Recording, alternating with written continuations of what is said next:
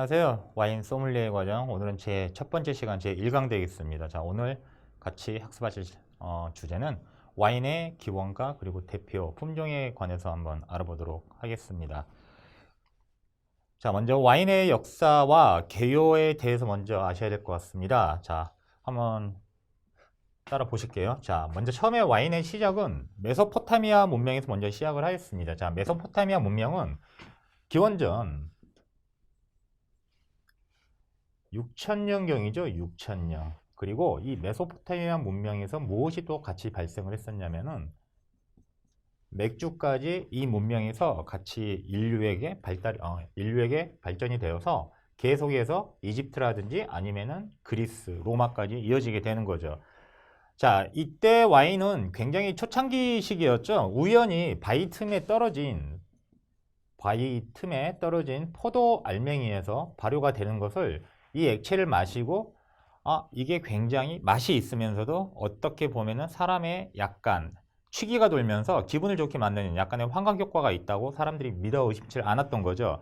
자, 이 문명이 끝나가면서 메소포타미아의 그 유종민들이 이제 이주를 하게 되면서 어디로 이제 문명이 이렇게 연결이 되냐면은 이집트 세계로 연결이 됩니다. 이집트. 그런데 이집트는 메소포타미아 문명에서 넘어온 문명 중에서 여러 가지 뭐 미술품이라든지 조각품이라든지 뭐 톡이라든지 이런 것도 있지만 먼저 사람이 먹고 마시는 음료 중에서 마찬가지로 맥주와 와인이 있었죠. 그런데 이집트 시대에는 우리가 보관할 수 있는 공간이 없어요. 그러니까 와인을 따로 보관할 수 있는 저장고가 없기 때문에 와인은 신선한 상태로 먹어야 됩니다. 그렇다 보니까 귀족들만 특권이었어요. 즉, 이 와인은 귀족들만이 음용할 수 있는 귀족의 특권이었고 반대로 서민들은 맥주를 즐겨 마시게 되었었죠. 자, 그래서 이 이집트 시대 때 영화에서 보시면 쉽게 나오는 뭐 람세스 왕이라든지 모세 왕이 이런 청동이나 황동으로 만든 잔에 와인을 따라서 마시는 모습을 많이 보셨을 겁니다. 자, 그런데 이집트에서 생겨난 와인의 모든 시작은 사실은 이 이집트 품종이 그리스로 넘어가면서 고대 그리스로 넘어가면서 와인의 파급력이 급속화되게 됩니다. 자, 고대 그리스에서는 헬레네 문명, 크레타 섬을 중심으로 해서 헬레네 문명을 중심으로 해가지고 신들에게 바치는 신의 제주로서 쓰이게 되면서 와인이 급속도로 발전을 하게 됩니다. 자, 그리스에서는 그리스만의 토착 품종이 따로 있었죠. 토착 품종. 지금 현존하는 품종까지 지금 다 연결해서 내려오는데 이 토착 품종들이 어디로 넘어가느냐? 자연스럽게 로마로 승계가 되게 됩니다. 로마로 승계. 자, 그런데 이 로마는 세계 유럽 와인 역사상 가장 중추적인 역사를 하는 곳입니다. 역할을 하는 곳인데, 자, 로마는 땅을 넓혀갔죠. 자, 로마의 정복 정책 엄청났죠. 자, 로마가 각 나라를 점령해 가면서 각 나라의 강가를 중심으로 해서 군수품의 대용, 즉 군수품, 어떤 군수품? 식수의 대용으로 각 나라의 정복지에 와인, 포도 모명을 심고 거기에서 와인을 갖다가 생산하면서 병사들한테 마실 수 있게끔 배려를 했던 거죠. 실제로 카이사르 황제 있죠? 시저 황제. 자, 시저의 칙령 중에 보면은 지금 현재 계측으로 하면은 하루에 와인을 약 1.5리터를 병사들한테 먹게끔 의무적으로 칙령을 내렸습니다.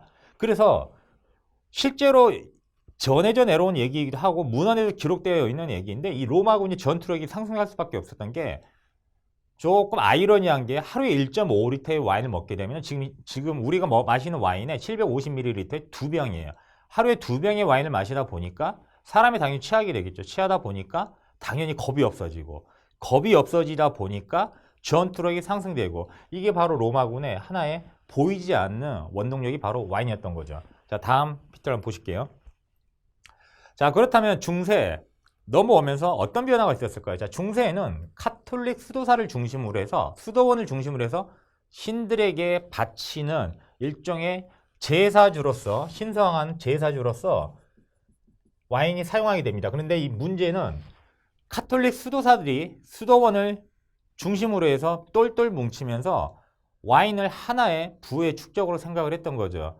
이러다 보니까 부정부패가 심해지고 그리고 쌓이다 보니까 프랑스 시민혁명이 일어나게 되고요. 여러 가지 이제 굉장히 와인 하나 가지고 굉장히 많이, 그러니까 부를 축적하는 그 과정에서 빈부 간의 격차가 점점 심해지면서 또 수도원과 왕권의 사이도 점점 벌어지게 되는 거죠. 그것으로 말미암아서 여러 가지 사건이 또 생기게 되는데요. 어쨌든 자, 이 시기에는, 중세 시기에는 수도사를 중심으로 하는 수도원의 와인들이었고, 그리고 강하고 묵직한 스타일이었어요. 자, 보르도 스타일. 보르도는 어떤 스타일이냐? 섞어요. 블렌드. 즉 블렌딩이라 하죠. 포도 품종을 여러 가지를 섞어서 만드는 강하고 묵직한 질감의 보르도 스타일이 아주 선풍적인 인기를 끕니다. 그리고 이 당시에 보르도는 아키텐 공국이라 하는 하나의 프랑스령이 아닌 중국의 5, 16국처럼 각기 영주들이 통치하고 있는 그 공국 중에 하나가 바로 프랑스 남서부의 아키텐 공국이었고요. 자, 이 아키텐 공국의 일리노어 공주, 참 이 공주 정말 파란만장했죠. 자, 일리노어 공주는 프랑스 왕하고 결혼을 했지만은 아이를 못 놓는다는 이유 하나만으로 소방을 맞게 됩니다. 그래서 자기 친정으로 다시 와서 생활을 하던 중 아주 잘생긴 한 청년하고, 총각이었죠. 청년하고 사랑에 빠져서 결혼을 하게 되는데 문제는 여기서 끝나지가 않은 거죠.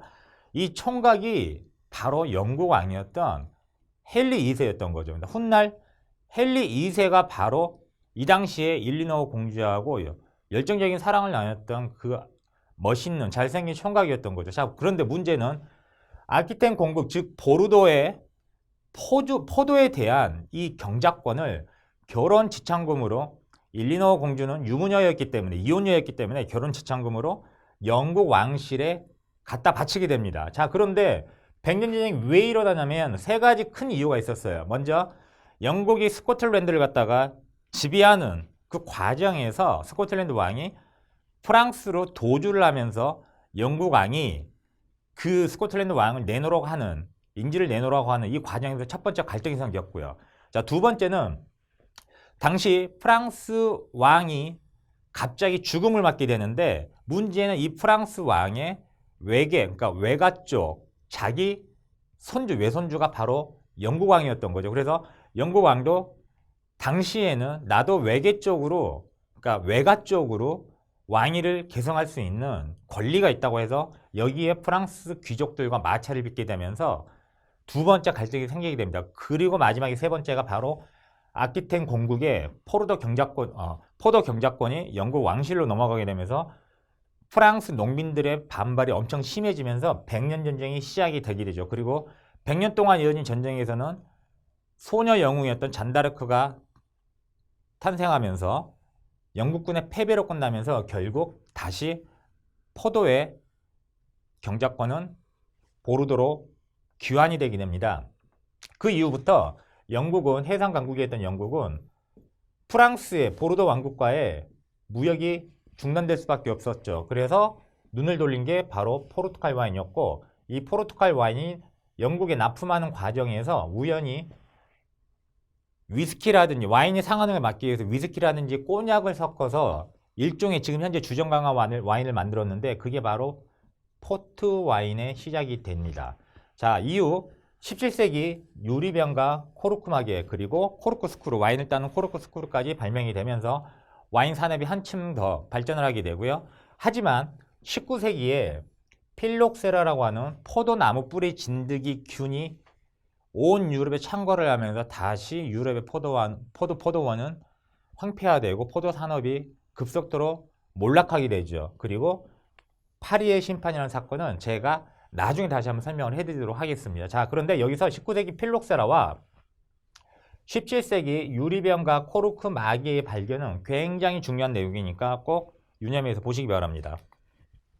자, 그렇다면은 와인의 분류에 대해서 한번 알아보겠습니다. 자, 화이트 와인 말 그대로 청포도로 만들죠. 청포도. 자, 그리고 레드 와인은 말 그대로 적포도로 만듭니다. 자, 로제 와인은 적포도와 그리고 청포도 두 개를 혼합하거나 또는 적포도 한 품종을 침용, 즉 욕조, 수조에 담그는 기간을 짧게 가져감으로써 확실한, 그러니까 완전한 자줏빛이 뜨기 전에, 예를 들어서 침용 기간이 14일 정도면은 붉은색의 적포도주가 레드와인이 탄생이 되는데 침용 기간을 한 5일 정도만 가져가게 되면은 색깔이 더 옅은 분홍색의 아름다운 로제 와인이 만들어지죠. 즉 로제 와인은 레드 청포도를 섞는 경우가 있고 아니면은 레드 와인 침용 기간을 갖다가 조절해서 만드는 경우가 있습니다. 자, 그렇다면 용도에 따른 분류를 보겠습니다. 자, 화이트 와인 생명이 산도입니다. 산도, 신맛. 신맛은 입안에 침샘을 자극을 시켜서 침이 고이게 만들죠. 자, 이게 바로 식욕을 증진시키는 역할을 하기 때문에 화이트 와인은 식전주의 범주에 들어갑니다. 식전주. 반대로 레드 와인은 식중주, 즉 그날 나오는 요리 중에서 가장 무거운, 질감이 무거운 요리, 즉 육류하고 곁들이는 레드 와인이 바로 식중주 들어갑니다. 그리고 마지막 로제 또는 디저트 와인이라고 그러는데 이건 식후주, 달콤한 디저트하고 함께 곁들여서 먹는 달콤한 스위트 와인을 갖다가 바로 식후주의 범주에 들어가게 됩니다. 자, 그렇다면 재배 조건을 한번 살펴보도록 하겠습니다. 먼저 영 강우량은 500에서 800ml입니다. 500에서 800ml. 그리고 연간 일조량이란 포도가 햇빛에 노출되는 시간을 말하는 거고요. 1250에서 1500시간이 포도를 재배하기 위한 가장 기본적인 재배 요건이 되겠습니다. 자, 그렇다면은 그 재배 여건 속에서 자랄 수 있는 포도 품종 몇 가지는 알고 가셔야 됩니다. 서두에 나오는 포도 품종들은 후반부에도 계속 나오기 때문에 굉장히 중요합니다. 자, 까버르네 소비뇽. 먼저 사람으로 비교를 하겠습니다. 자, 중년의 멋진 남자 션 코넬리. 영국의 아주 멋진 배우이죠. 자, 왜 제가 여기 션 코넬리 비유를 하냐면은 자, 션 코넬리 생각을 해보세요. 나이가 많죠. 나이가 많다는 거는 장기간 숙성이 가능한 장기 숙성 와인이란 뜻. 그리고 나이가 많으면서 션 코넬리라고 하는 영화배우를 생각을 해보면은 굉장히 중후하면서 묵직한 질감이 있죠. 바로 풀바디. 그리고 이 까버르네 소비뇽은 현존하는 1000가지가 넘는 포도 품종 중에서 가장 대표적인, 가장 묵직하고 질감이 가장 높은 품종이 바로 이 까버르네 소비뇽입니다. 자, 이 까버르네 소비뇽으로 만든 와인은 100년 이상도 숙성이 가능합니다. 무조건 이 까버르네 소비뇽은 레드와인 통틀어서 모든, 즉 레드와인 1000가지 품종 중에서 1000가지 넘는 품종 중에서 까버르네 소비뇽의 유전자를 받아서 탄생되는 품종이 거의 300가지가 넘어요. 그래서 이 품종은 모든 포도 품종의 아버지라고 부르기도 합니다. 가장 기본적인 품종이고 유럽에서 가장 많이 재배하는 품종이고, 그리고 유럽뿐만 아니라 전 세계 유럽, 남미, 그리고 미국, 뉴질랜드까지 굉장히 많은 지역에 걸쳐서 뉴질랜드는 극소량이긴 하지만은 까버르네 소비뇽 재배를 합니다. 즉 세계 모든 나라에서 재배하는 이런 품종을 무슨 품종이라고 하느냐? 바로 와인에서 국제 품종이라고 합니다. 국제 품종. 반면 영국이면 영국, 프랑스면 프랑스, 이탈리아면 이탈리아 한 곳에서만 집중적으로 그 지역에 국한돼서 재배하는 포도 품종을 지역 품종이라고 합니다. 지역 품종. 자, 이 개념은 꼭 알고 가셔야 됩니다. 자, 그래서 까버르네 소비뇽은 국제 품종이면서 현존하는 레드와인 품종 중에서 가장 바디감이 높고 질감이 높은 품종. 가장 기본이 되면서 꼭 알아둬야 되고, 그리고 보르도 블렌딩 와인 중에서 가장 많이 들어가고 가장 중심이 되는 게 바로 이 까버르네 소비뇽입니다. 자, 윗부분에 보시면은 제가 영문하고 한글하고 같이 올려놨는데, 사실상 와인 소믈리에 과정을 공부하신 분이라면은 포도 품종 이름은 자연스럽게 영문으로 다 쓰셔야 됩니다. 그래서 가급적이면 한글보다는 영문을 숙지하시고 보시기를 바라겠습니다. 자, 다음 품종 한번 보시겠습니다. 자, 메를로 품종입니다. 메를로. 자, 화면에 보이시는 것처럼 까버르네 소비뇽과 조금 다른 모습인데, 자, 이 메를로 품종은 까버르네 소비뇽에 비해서 여성적입니다. 여성적. 그리고 까버르네 소비뇽과 달리 약간의 단맛이 있습니다. 단맛. 그런데 여기서 착오가 있으면 안 돼요. 단맛이라는 거는 우리가 입술에 닿는 순간 0점 몇 초간 살짝 아주 찰나에 느껴지는 그 단맛을 말하는 거지, 사이다나 아니면은 무슨 우리가 먹는 꿀물처럼 그렇게 달콤한 맛이 아니에요. 아주 약간 달다. 쉽게 말해서 한국 사람들은 소주를 즐겨 마시잖아요. 어느 날 갑자기 소주를 마시다 보면은 소주가 갑자기 달게 느껴진다. 그런 의미로 보시면 돼요. 절대 스윗한 품종은 절대 아니라는 거 꼭 알고 계셔야 되고요. 자, 단맛이 약간 까버르네 소비뇽에 비해 있기 때문에 여성적인 품종이라고 하는데, 하지만 이 품종도 마찬가지로 장기간 숙성할 수 있는 장기 숙성 와인이에요. 장기 숙성 와인. 여성이긴 하지만은 나이가 많은 여왕 같은 포스를 갖고 있는 품종이에요. 여왕 같은 포스를 갖고 있는 품종이 바로 이 메를로 품종입니다. 그리고 이 메를로 품종은 까버르네 소비뇽과 달리 물을 좋아합니다. 물을 굉장히 좋아해요. 왜?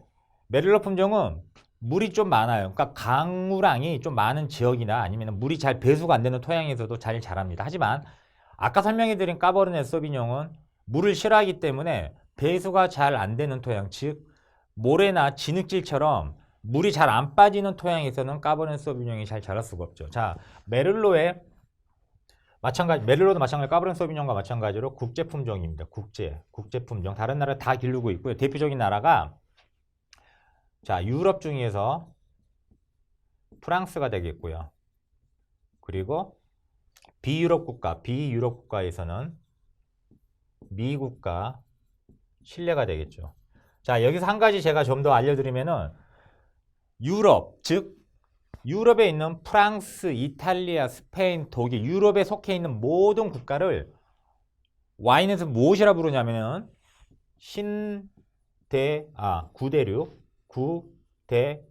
또는 구세계 와인. 즉 이거는 유럽의 모든 나라가 바로 구대륙 또는 구세계로 들어가고 유럽이 아닌 비유럽 국가는 신대륙 또는 신세계라고 표현을 합니다. 자, 꼭 알아주시기 바랍니다. 유럽에 속해 있는 나라를 구대륙 또는 구세계, 유럽이 아닌 비유럽 국가를 신대륙 또는 신세계로 표현한다는 것을 꼭 알아두시기 바랍니다. 자, 넘어가겠습니다. 자, 시라즈. 자, 시라와 시라즈는 같은 클론이에요. 그런데 자, 위에 스펠링 보시면은 시라, S-Y-R-A-H로 끝나는 이 시라는 프랑스, 그리고 시라즈, S-H-I-R-A-Z로 끝나는 시라즈는 호주입니다. 자, 프랑스의 시라 클론이 호주로 넘어가면서 호주 토양에 맞게끔 약간의 변종된 품종이 시라즈예요. 그런데 두 품종의 특징은 아주 똑같아요. 자, 시라나 시라즈의 특징, 검투사, 글래디에이터. 아주 날카롭고 파워풀하고 굉장히 힘이 강한 품종이에요. 마찬가지로 장기 숙성이 가능한 품종입니다. 장기 숙성 가능. 자, 그런데 특화가 되어 있어요. 시라는 전 세계적으로 이건 어떻게 보면은 국제 품종이긴 하지만은 시라 품종 중에서 가장 양질의 시라를 생산하는 곳은 말 그대로 프랑스. 반면 시라즈 끝에 SHIRAZ로 끝나는 시라즈일 경우에는 호주입니다. 두 와인의 클론은 똑같고요. 질감도 높아요. 이 와인 질감 높습니다. 이 품종. 그리고 묵직해요. 그런데 독특한 특징이 있어요. 이 두 가지 품종, 시라나 시라즈는 후추, 그리고 향신료. 이게 무슨 말이냐? 후추나 향신료 향이 나요. 톡톡 튀는 스파이시가 특징이에요. 스파이시.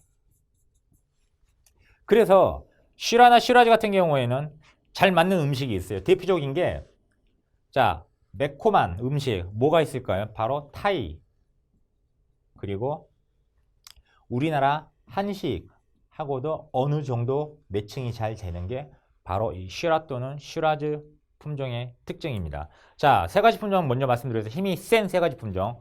넘버 1 까버르네 소비뇽, 넘버 2 메를로, 넘버 3가 시라 또는 시라즈. 시라는 프랑스 론 지역이에요. 프랑스 론.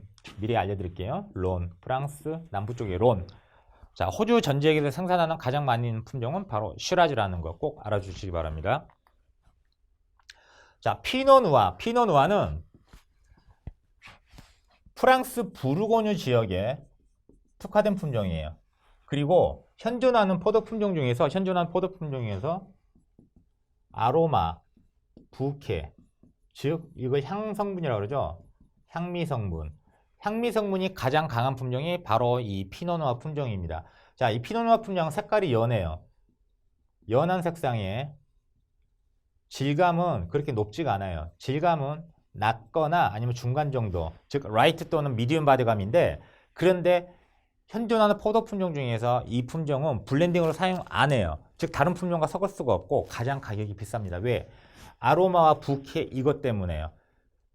가장 고가의 와인들 몇 천만 원 그리고 몇 억씩 하는 와인이 바로 이 피노누아로 만든 품종이고, 그리고 피노누아로 만든 가장 저렴한 와인을 할지라도 이 품종은 정말 가격이 많이 비쌉니다. 그리고 색상이 연하고 탄닌이 낮고 그리고 질감이 낮거나 중간 정도이면서 이 품종은 굉장히 기르기가 까다롭습니다. 왜? 유전 성향이 강해서 돌연변이가 가장 많이 생겨요. 돌연변이. 그래서 이 피노누아는 누구나 다 기르지만은 아무나 쉽게 접근할 수 없는 품종이 바로 범접할 수 없는 품종이 피노누아고, 이 피노누아를 기르기 위한 가장 최적의 조건은 바로 하나예요. 하나. 석회질과 이 회토. 자, 토양의 성격인데 석회질 뭔지 아시죠? 우리 조개구이집 가갖고 조개 껍질 숟가락으로 긁어내면은 하얀색 가루 떨어지죠? 그게 바로 조개에서 떨어지는 조개가루가 바로 석회질이에요. 석회질. 이 토양이 있는 곳이 바로 프랑스 부르고뉴 지역입니다. 자, 이 내용에 대해서는 제가 부르고뉴 파트에서 다시 한번 설명을 해드리도록 하겠습니다. 자, 피노누아. 현존하는 포도 품종 중에서 가장 아로마 부케가 강한, 향미 성분이 강한 품종이고, 라이트 미디움 바디감, 그리고 또 하나 산도는 높아요. 산도가 높아서 남성분들한테 조금 잘 안 어울릴 수가 있습니다. 네, 꼭 알아주시기 바랍니다. 피노누아. 자, 까버르네 프랑은 자, 지역 품종인데 어디? 프랑스. 그리고 이 품종의 용도는 블렌딩, 즉 주로 다른 포도 품종과 섞는데 그 의미를 두고 있습니다. 그래서 일종의 보완 품종이에요. 보완 품종. 물론 단일 품종으로 만들긴 하지만 정말 흔하지 않아요. 그래서 까버르네 프랑은 보르도 어디?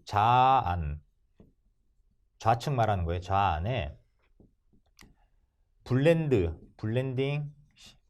때 소량 들어가는 게 바로 이 까버르네 프랑의 특징입니다. 자, 까버르네 소비뇽하고 이름이 비슷하죠. 맞습니다. 까버르네 소비뇽에서 유전자가 파생된 변종 품종이고, 약간의 스파이시함과 그리고 와인이 밋밋해졌을 때 그 와인의 뒤에서 받쳐주는, 여운을 약간 길게 해주는 그런 일종의 조미료 같은 역할을 하는 게 바로 이 까버르네 프랑입니다. 자, 보르도 블렌딩 비율에서는 상당히 중요한 품종이기 때문에 이 까버르네 프랑도 같이 한번 숙지를 해주시기 바랍니다. 자, 이제 화이트 와인입니다. 샤르도네는 국제 품종이에요. 국제 품종이고, 그리고 화이트 와인 중에서 화이트 와인의 여왕이라고 합니다. 화이트 와인이지만 가장 질감, 즉 바디가 매우 높습니다. 그리고 화이트 와인이지만은 나무통에 넣고 오크통 숙성이 가능하고요. 오크통 숙성이 가능하고, 그리고 오랫동안 여왕이기 때문에 장기 숙성이죠. 오랫동안 숙성시킬 수 있는 장기 숙성 와인입니다. 화이트 와인이지만은. 자, 화이트 와인 품종 중에서 가장 기본이 되고 대표적인 품종이에요. 자, 국제 품종 가장 많아요. 근데 가장 양질의 샤르도네를 생산하는 곳이 프랑스. 구대륙에서는 프랑스, 그리고 신대륙에서는 미국입니다. 자, 양질의 샤르도네, 프랑스에서는 구대륙, 자, 구대륙에서는 프랑스, 그리고 신대륙에서는 미국이 양질의 샤르도네를 많이 생산한다는 것도 같이 알아주시길 바랍니다. 질감 높고요, 바디감도 높고, 그리고 오랫동안 숙성할 수 있는 장기 숙성 와인이고, 이 샤르도네의 가장 기본적인 향의 특징은 시트러스 다들 아시죠? 뭐 레몬, 오렌지, 네, 그리고 레몬, 오렌지, 뭐 기타 등등 약간 좀 신맛이 있으면서 약간 상큼한, 뭐 우리나라로 치면 귤도 들어가겠죠. 귤. 네, 이런 시트러스 계열의 향이 많이 나는 게 바로 샤도네이의 특징입니다. 자, 마지막 품종 하나 보시겠습니다. 자, 소비뇽 블랑은 뉴질랜드에 최적화되어 있습니다. 뉴질랜드의 거의 특산품이라 해도 무방해요. 자, 그런데 이 소비뇽 블랑은 뉴질랜드뿐만 아니라 칠레에서도 뭐 다 뭐 재배를 합니다. 뭐 마찬가지 국제 품종이에요. 국제. 그런데 유독 뉴질랜드 토양이 잘 맞아 떨어져서 뉴질랜드 하면은 소비뇽 블랑의 천국이라고 부를 정도죠. 자, 소비뇽 블랑 특징, 독특한 특징 하나 있어요. 산도 엄청 높습니다. 어떻게? 면도칼처럼 날카로운 산도를 갖고 있습니다. 그래서 이 소비뇽 블랑은 어디 음식하고 너무 잘 맞냐면은, 자, 느끼한 음식, 중식, 그 다음에 스파이시한 타이 음식, 중식과 타이의 최적화된 마리아주를 보여주는 게 바로 이 소비뇽 블랑입니다. 소비뇽 블랑은 장기 숙성 와인은 아니에요. 숙성시킬 필요가 없이 바로 신선한 상태에서 바로 마셔도 되는 품종이고, 이 소비뇽 블랑의 특징이, 향미의 특징은 비가 온 뒤에 햇빛이 내리쬐서 잔디밭에서 올라오는 잔디풀 향, 그리고 아스파라거스, 그리고 마지막으로 우리 어렸을 때 철봉에 매달려서 냄새를 맡아보면 손바닥에서 나는 쇠냄새 있죠. 그 쇠냄새를 미네랄 향이라고 합니다. 미네랄. 자, 쇠냄새 비슷한 잔디풀향, 아스파라거스, 미네랄 향이 독특하게 많이 나는 게 바로 이 소비뇽 블랑 품종입니다. 그리고 뉴질랜드에 특화되어 있고요.